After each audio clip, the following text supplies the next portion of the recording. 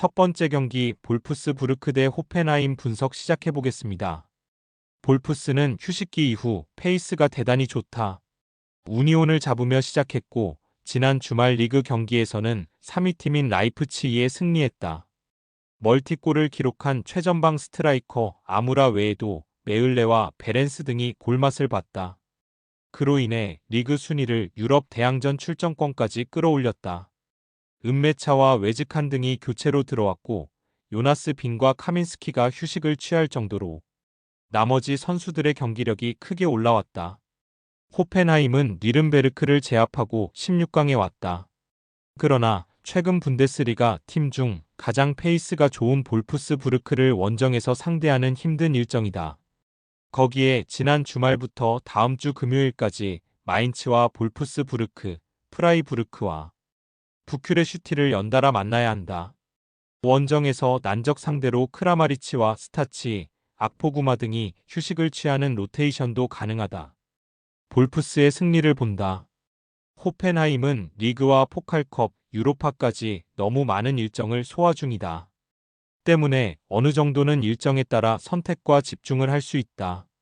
로테이션을 크게 돌리진 않겠지만 베스트가 나오진 않을 것으로 보이고 아무라와 바쿠가 공격을 주도할 볼프스가 승리할 것이다. 두 번째 경기 아약스 대 위트레흐트 분석 시작해보겠습니다. 아약스는 지난 주말 네이메언 원정 고비를 넘기며 2위로 올라섰다. 리그 선두인 호벤의 전승 행진을 막은 팀이자 유로파에서도 순항 중인데 이제 1위 탈환을 노린다. 네이션스 리그에서 세레모니 문제로 팬들의 비난을 받았던 베그호스트가 선발 스트라이커로 나서 결승골 포함 멀티골을 터뜨렸고 파스빌 키퍼가 상대의 완벽한 기회를 슈퍼세이브하며 경기를 마무리했다. 위트는 지난 주말 경기에서 리그 선두인 호벤에 패하며 2위 자리를 아약스에 내줬다. 최전방 공격수로 나선 데스코트와 풀백 코레만스의 골이 나왔지만 호벤의 화력에 무너졌다. 그로 인해 아약스의 승점 1점을 뒤진 상황이기에 2위 탈환과 연패를 피하기 위한 결과가 필요하다. 원정에서 확실하게 라인을 내리고 캐슬라인과 옌센을 앞세운 역습으로 승부를 볼 것이다. 아약스의 승리를 본다. 위트는 툰스트라와 프라울로 등 중원에 나설 볼란치들이 확실하게 라인을 내리며 수비 라인을 보호할 것이다. 그러나 원하는 결과를 얻긴 어렵다. 에레디비지의 최고의 중앙 미드필더인 테일러와 클라센이 공격 상황에서 팀을 이끌 것이고 베그호스트와 피츠짐, 베르기스가 기회를 골로 연결할 아약스가 승리하고 연승을 이어갈 것이다. 세 번째 경기 에버턴 대 울버햄튼 분석 시작해보겠습니다. 에버튼은 맨유 원정에서 완패하며 강등권 커트라인 근처까지 추락했다. 최근 3경기 연속 무득점에 그치고 있었기에 부진했던 칼버트 르윈 대신 베투를 선발 스트라이커로 기용했는데 상대의 최종 수비를 넘어서지 못했고 두쿠레의 중원 존재감도 아쉬웠다. 이 경기에서는 연패 탈출을 위해 사력을 다해야 한다. 울버햄튼은 3연승에 도전했던 본머스전에서 경기의 주도권을 살리지 못하고 패했다. 센터백인 크레이그 도슨을 선발 멤버에서 제외하며 레미나와 고메스, 아이트 누리 등을 수비로 내세운 공격적인 로테이션을 가동했는데 페널티킥을 3개나 허용했다. 장신 스트라이커인 라르센의 2골이 나왔고 쿠냐와 게데스 등이 기회를 만들었지만 연승을 이어가는데 실패했다. 접전을 본다. 울버햄튼은 최근 5경기 연속 멀티골을 기록할 정도로 최전방의 마무리가 잘 되고 있다. 그러나 원정이라는 점이 부담이 될 수 있다. 원정 부진과 달리 홈에서는 그래도 최근 2경기 1골만 허용할 정도로 수비가 흔들리지 않는 에버튼이 승점 1점을 챙길 수 있는 경기다. 네 번째 경기 맨시티 대 노팅엄 분석 시작해보겠습니다.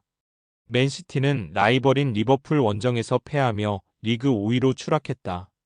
균도안과 리코 루이스가 나선 중원이 상대에게 경기의 주도권을 내주지 않았지만 떨어진 팀 분위기가 문제였다. 거기에 라커룸에서는 선수 간의 다툼이 일어났다는 기사도 나오는 등 팀이 경기 내 외적으로 흔들리고 있다. 때문에 이번 홈경기를 통해 반등이 간절하다. 후벤 디아즈와 도쿠, 데브라이너 등이 돌아온 최근이기에 큰 전력 누수 없이 반등에 도전한다. 노팅엄은 입스위치를 잡고 연패에서 벗어났다.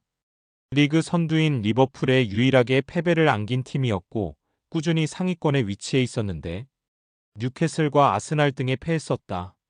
그래도 한 경기 만에 선발 스트라이커로 돌아온 크리스 우드의 골로 승리했기에 이제 연승을 노릴 수 있다.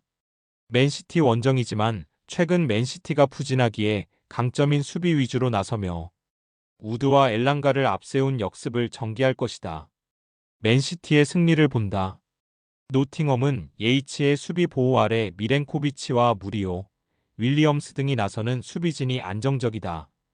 그러나 최근 뉴캐슬과 아스날 등 강팀 상대로 연속 3실점하며 초반에 좋았던 분위기를 이어가지 못했다.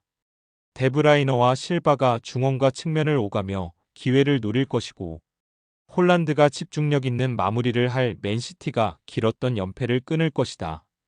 5번째 경기 뉴캐슬 대 리버풀 분석 시작해보겠습니다. 뉴캐슬은 지난 주말 팰리스 원정에서 고전 끝에 승점 1점 추가에 그쳤다. 후반 상대의 자책골이 나오며 앞서간 이후 35분 이상을 템백으로 맞서며 슈팅 시도를 하지도 못했는데 인저리 타임에 골을 내줬다. 이삭과 안토니, 고든, 칼럼 윌슨 등 골을 넣을 수 있는 선수들이 모두 나섰기에 아쉬운 결과였다.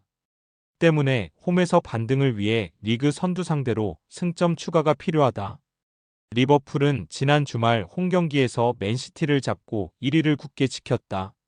맨시티와 아스날 등에 밀린 시즌 초반을 지나 2위권과 승점 차이를 벌렸다. 모처럼 선발 공격수로 나선 코디 각포가 상대 수비를 이겨내며 골을 만들었고 맥알리스터와 흐라벤베흐는 경기 내내 상대 공세를 완벽하게 막아냈다. 리버풀의 승리를 본다. 뉴캐슬은 기마랑이스와 산드로, 토날리 등 공수 밸런스가 좋은 중앙 미드필더진이 즐비하다. 그러나 덴번과 리브라멘토 등 최종 수비가 다소 기복 있는 최근을 보내고 있다. 살라와 디아즈, 누네스의 스리톱이 활발하게 자리를 바꿔가며 기회를 노릴 수 있고 맥알리스터의 중원 지원이 있을 리버풀이 연승을 더 늘릴 것이다. 6번째 경기 사우샘프턴 대 첼시 분석 시작해보겠습니다. 사샘은 지난 주말 브라이튼 상대로 내용과 결과를 모두 잡았다. 강팀 상대로 나선 원정이었음에도 경기의 주도권을 상대에게 내주지 않았고 중앙 미드필더인 다운스의 골이 나오며 승점 1점을 챙겼다. 리버풀과 울버햄튼 등에 연패하며 최하위를 탈출하지 못했는데 서서히 강등권 탈출에 시동을 걸고 있다.